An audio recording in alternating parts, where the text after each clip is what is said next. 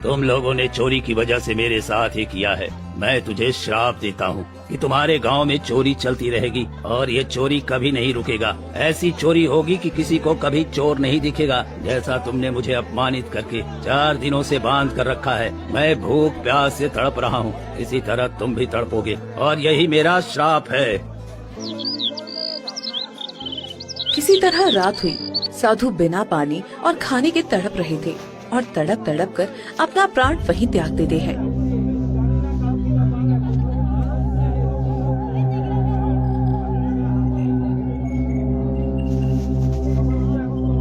अगली सुबह गांव के लोग जुटे।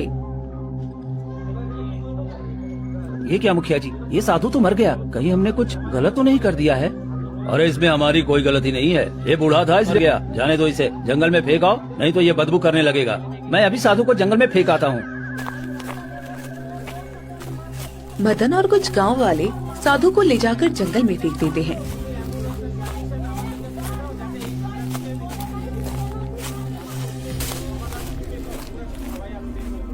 कुछ दिन बीतते हैं और अचानक एक गांव वाला फूट फूट कर रोने लगता है। हे भगवान, ये क्या हो गया? मेरे घर के सारे जेवर गायब हो गए और मेरी पत्नी ने आत्महत्या कर ली।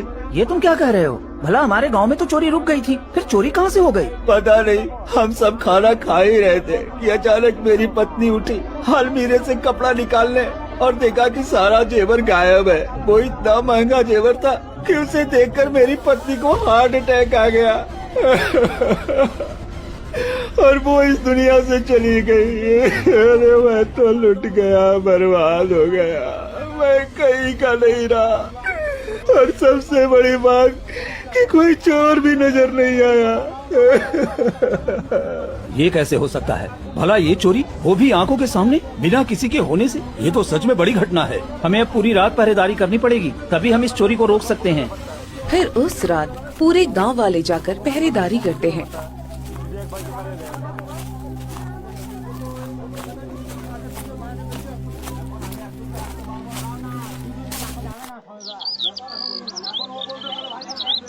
फिर सुबह होते ही मदन जोर जोर से रोने लगता है। ये क्या हुआ? मेरे घर के सारे अनाज चोरी हो गया, जबकि मैं पूरी रात पहरेदारी कर रहा था। ये कैसे हो गया? अरे ये कैसे हुआ? तुम तो पूरी रात पहरेदारी कर रहे थे, फिर अनाज कैसे गायब हो गया? ये क्या हो रहा है? पहले जैसी चोरी फिर से शुरू हो गई, लेकिन इस बार तो चोरी कुछ रहस्यमयी तरीके से हो रही है। सभी लोग दरवाजे पर पहरेदारी दे रहे हैं और घर के अंदर चोरी हो जा रही है।